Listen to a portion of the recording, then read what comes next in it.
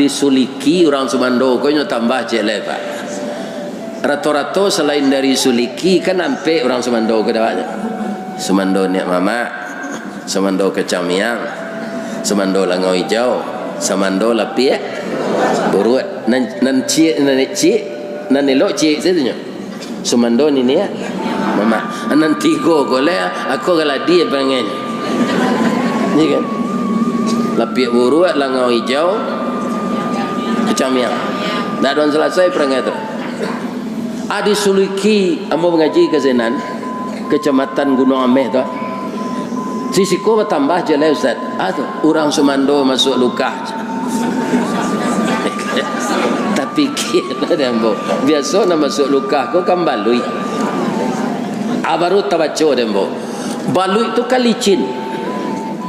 Salamo tu nyo dalam lunau, kalau nyo dapet masuk luka atau di kai, na lunau tu ndak laki di kulitnya. Barasih, cuy tu licin nyo balui.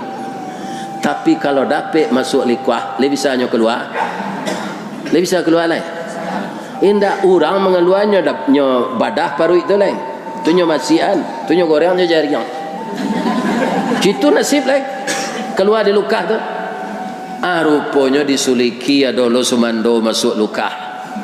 Sajak babini ndak nyo cek jali emaknya lah nyo basi banam sesinan. Jadi kalau ada awak nama deko sudah mengaji ko jali lah orang gaib. Nah, do cek jali orang gaib idui eur. Kami lah iba kirim piti Ustaz, ado pantunnya. Angku kepalo mandi angin maracak kudo ke galanggang bukan tuambo arok dek pakirim nak mencaliak muko ang tu hati mengko sanang. Jadi caliak je orang gaib. Lai tak dengar pak tu. Jangan takui di bini.